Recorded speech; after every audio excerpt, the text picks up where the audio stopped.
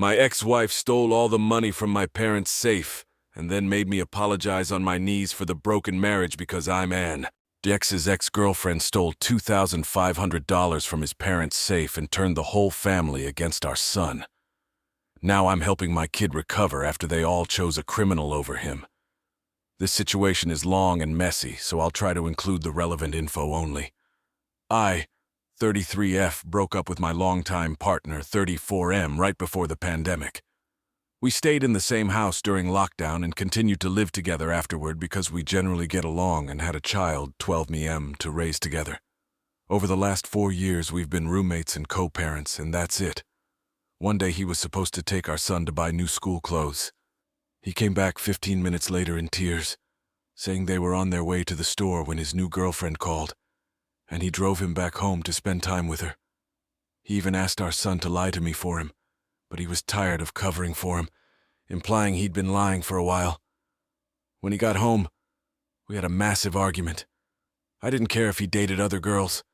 I cared that he thought he had to sneak around and act like a jerk to me and our son. I told him if he had been a man about this new girl and just introduced me to her, maybe we could have all been friends. But instead, he had to act like a deceitful teenager.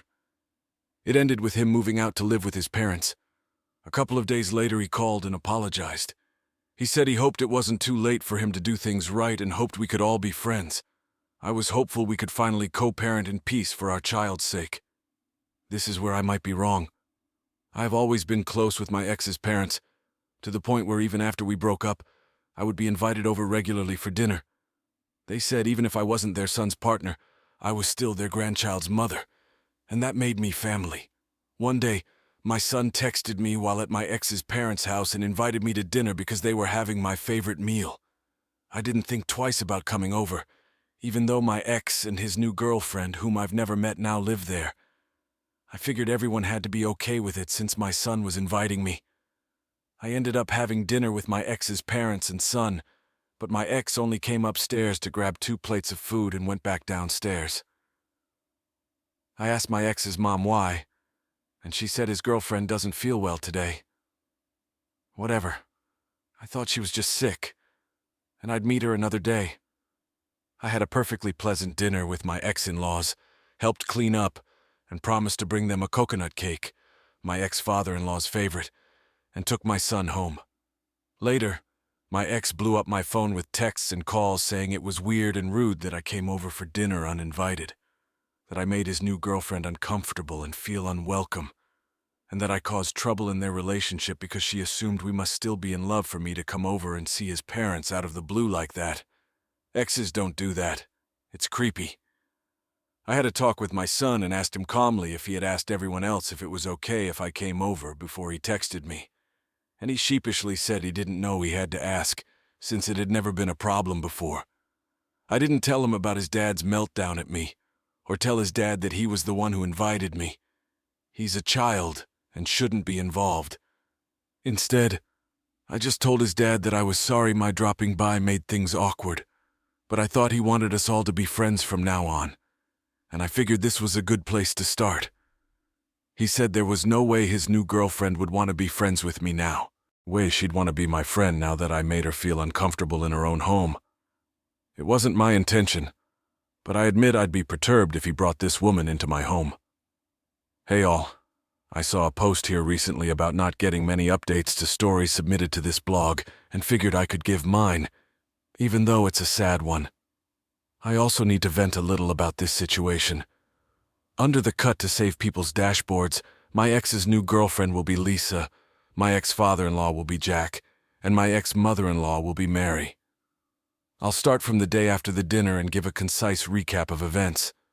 The day after the dinner, I brought Jack the coconut cake I promised, but not wanting to stir up trouble, I texted that I was bringing it over instead of dropping by unannounced like I normally would. Jack met me on the porch instead of inviting me in like he normally would, and I gathered from his distant but polite tone and body language that he was basically shooing me away. I was hurt that a man who had always treated me like a daughter was being cold, but I didn't say anything about it, and left. Over the next couple of weeks, my ex-in-laws continued to hold me at arm's length. Once I would consider them not only family but close friends. I used to take Mary to doctor's appointments and shopping trips, but texts asking her about her next appointment or inviting her to come shopping with me went unanswered. I used to go fishing and go-karting with Jack, but those invites also stopped.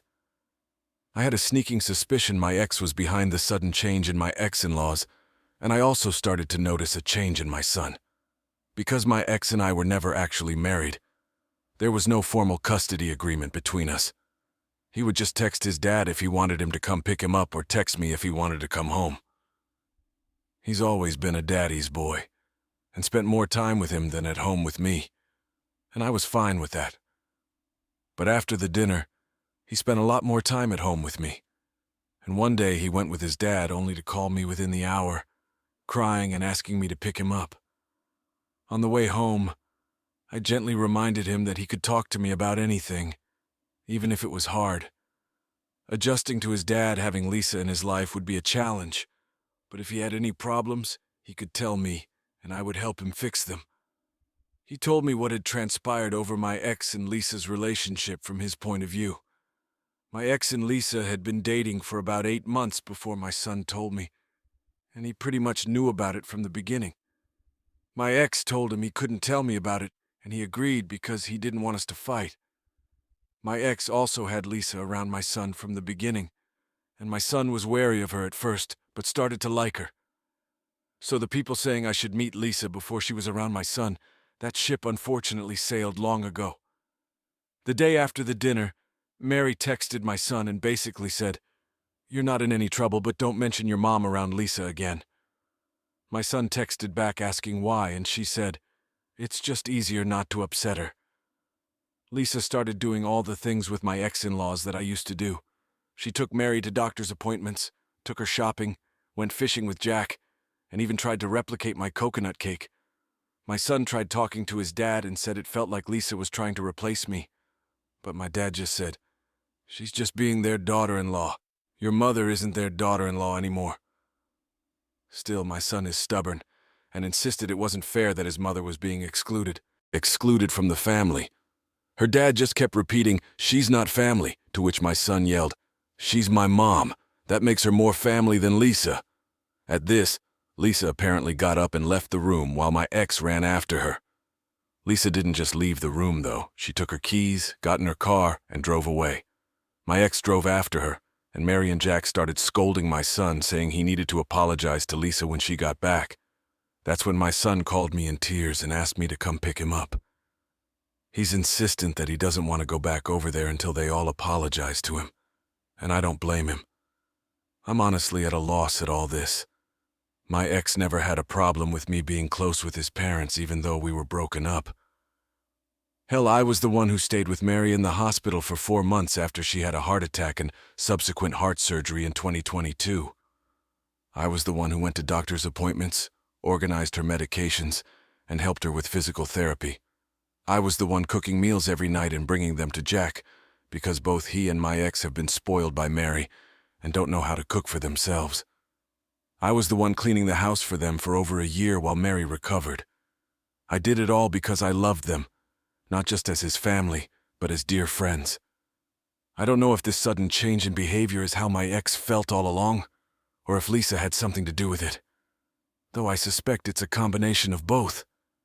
My ex's weaponized incompetence down to an art form, and I suspect now that he has a replacement woman to take care of him and his aging parents, he no longer needs me to do it. But that's basically all that's happened over the last month. Radio silence for me from people I used to love dearly, and I'm pushing my son away till he ran home in tears.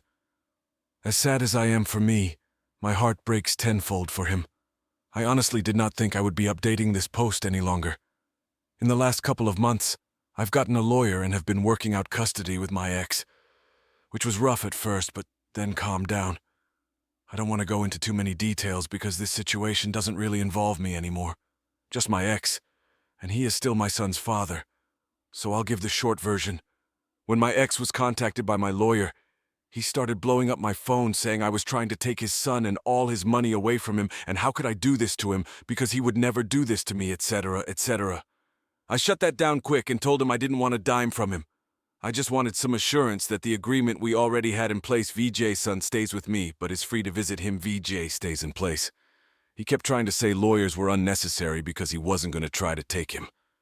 I stuck to my guns, and he eventually caved. Meanwhile, I had my own things to sort through, and so did my son. It took a while to fully own the fact that I definitely contributed to the pain he's now feeling. When I broke up with my ex, I comforted him by telling him nothing would change.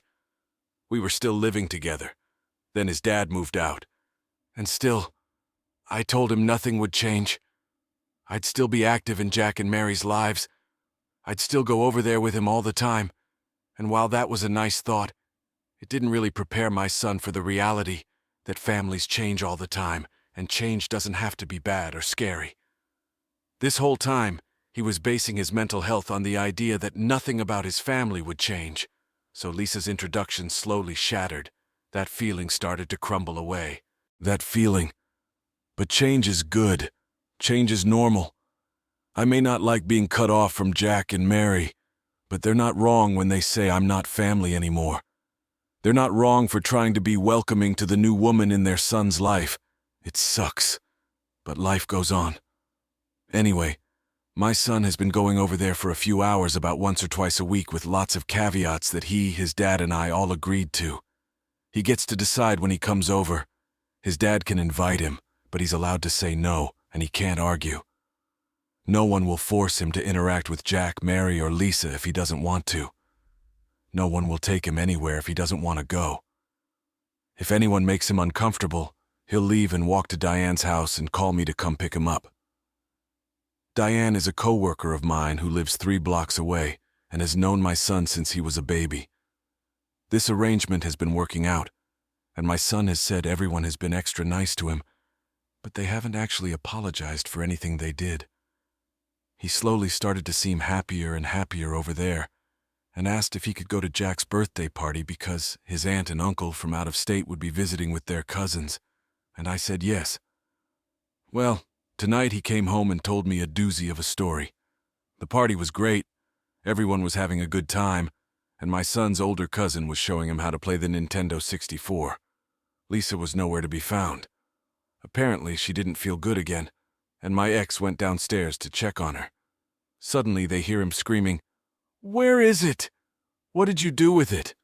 Everyone got quiet and looked to the stairs where my ex stomped up and said everyone had to turn out their pockets because some money was missing from Jack and Mary's safe. For some context, this safe is locked under the stairs and needs a key and combination to get into it. It has important documents for the whole family and emergency cash in it. Jack, Mary, my ex, and now Lisa are the only ones who know the combination, and the only key is hidden in Jack and Mary's room. My ex went downstairs to check on Lisa, and she was asleep in bed, but the door to the cupboard under the stairs was open. He got a bad feeling and checked the safe, and about $2,500 was missing.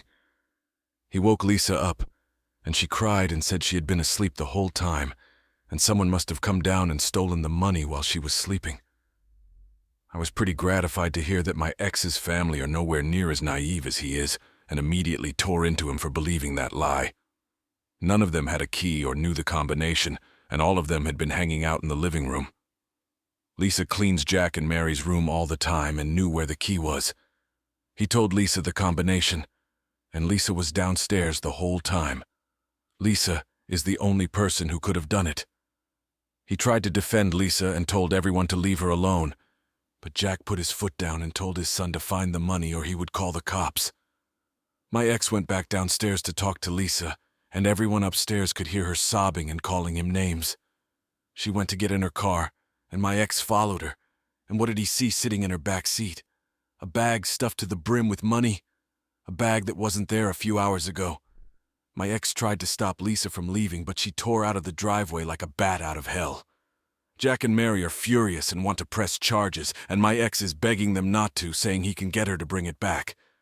I'd quit This Is Going to Go Next, but honestly, I'm just kind of glad Lisa and my ex didn't take me up on my original offer to be friends. After the party, I didn't press my son to tell me any more about the Lisa situation in case he didn't want to talk about it, but he shared with me on his own that my ex found her the next day. She had only spent $70 of it, which she paid back. and he returned the money to Jack and Mary, who decided not to press charges.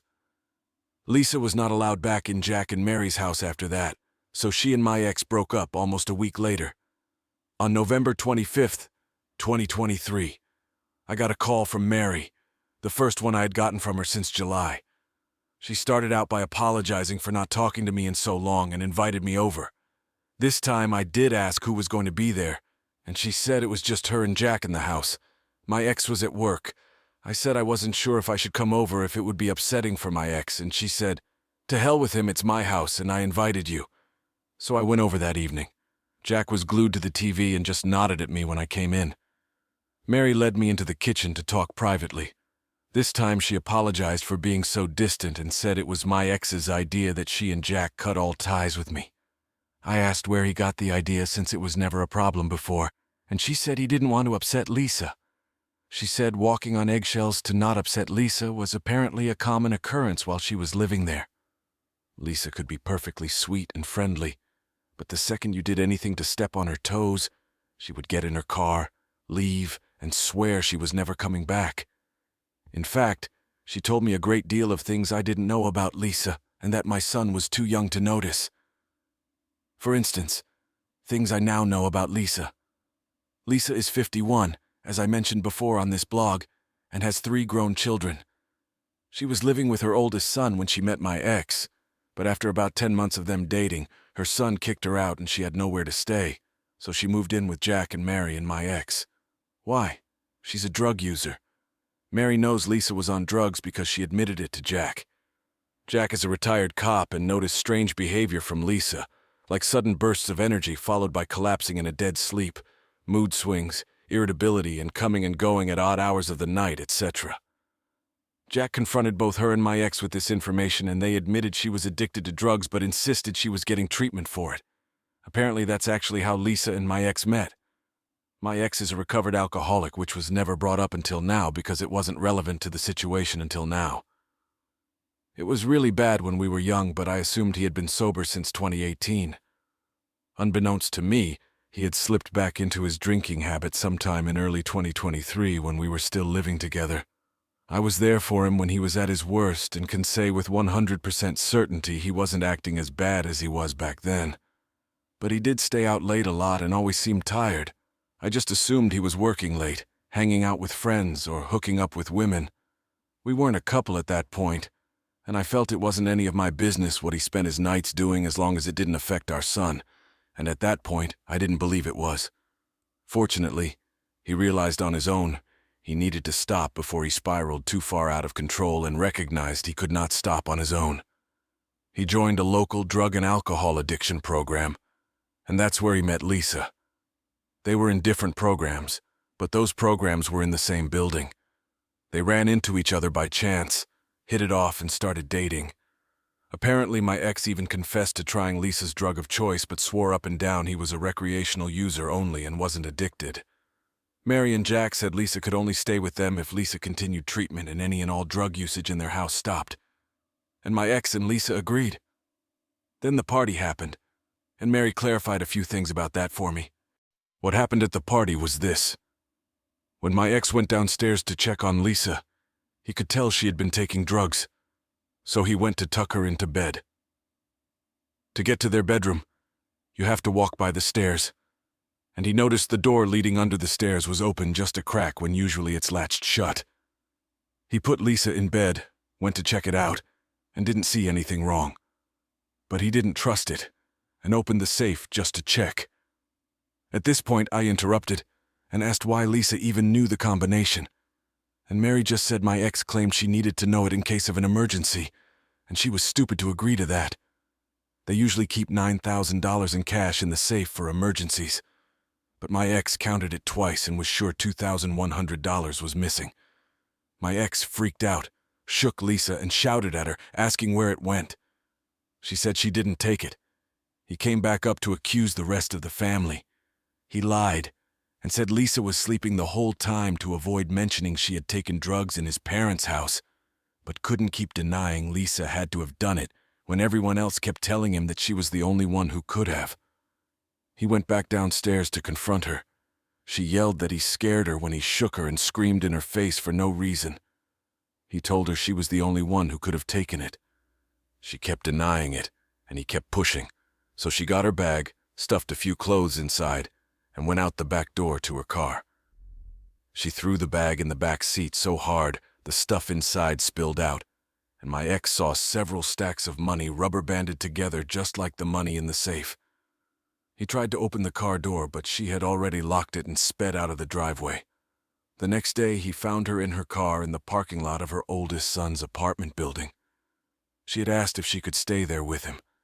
He said no, so she spent the night in her car.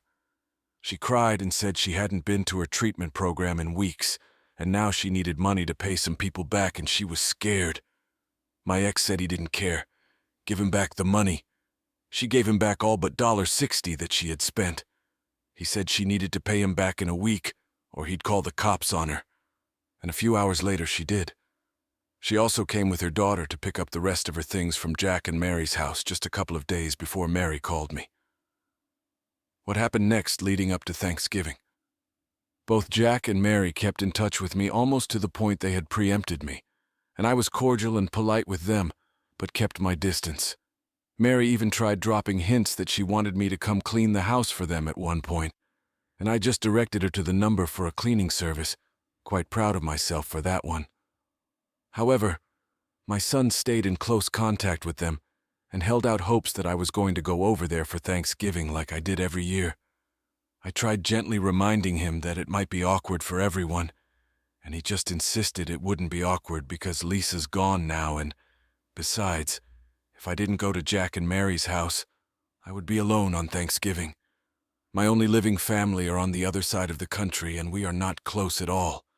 And according to my son, that was unacceptable. Then it happened. On Thanksgiving Eve, my ex texted me that he needed to talk to me and my son. Came over to tell us he was getting back together with Lisa. Lisa's back, he said. He'd been talking to her, and she said she was sorry about taking the money. Her plan was to use it to pay back some bad people who had been scaring her and then replace it before anyone noticed it was gone. He believed she really was sorry and really would do better, and he wanted to be with her again and give her a chance to prove she could change. I didn't say anything, but my son, bless his heart, just said, "You really bought all that?" My ex looked annoyed at his tone but continued and said he was there to invite him out to dinner with him and Lisa because Lisa had already apologized to Mary and Jack and wanted the chance to apologize to him too. My son was quiet and looked uncomfortable, so I told him he could make whatever choice felt right and I would support him. To his credit, my ex did too, and said if he didn't want to be around Lisa, he wouldn't make him. He ended up saying he didn't want to go to dinner right then, but maybe later he would change his mind. Then he brought up Christmas and asked if I could still come over, and my ex's face fell. He said he doesn't think Lisa would be comfortable with me coming over. My son lost it at this, and so did I, but just internally. She already proved she would steal from the family at a social gathering less than a month ago. She hasn't done anything to make up for that yet, but she gets to go to Christmas. And I don't? My ex just said it was already decided that Lisa would be there for Christmas, and my son throwing a tantrum over it wouldn't change it. After he and my son exchanged some more heated words, he left. I tried telling my son, I am absolutely 100% fine not being invited to Christmas, that he should still go if he wants to, because it would make me sad if he felt like he has to pick me over the rest of his family. I told him if he can't forgive his dad yet, he should still go to see his cousins and aunt and uncle, and he can ignore him the whole time if he wants. It took a while, but he eventually agreed he still wanted to go. That is until he started getting texts. The texts. First, Mary texted my son saying she was disappointed in him for causing drama on Christmas Eve, and how everyone else has agreed to suck it up and be nice to Lisa for Christmas, and he should too. While he was showing me the text with tears in his eyes, he got another one from his aunt that said, "Shame on you. I can't believe the way you've been talking to your father." This sent my son down a spiral. He realized his dad had been talking about him to the rest of the family and probably twisting the situation to make him look bad. Her, a 12-year-old boy, y'all. I know I've made a lot of mistakes in this situation. I know I've been naive, but I feel like I've been a saint going out of my way to make sure my son doesn't resent his dad for any of this. I've been telling him over and over again that he's his dad and he loves him and he wants what's best for him, but this... I can't talk him out of this. I don't know where to begin.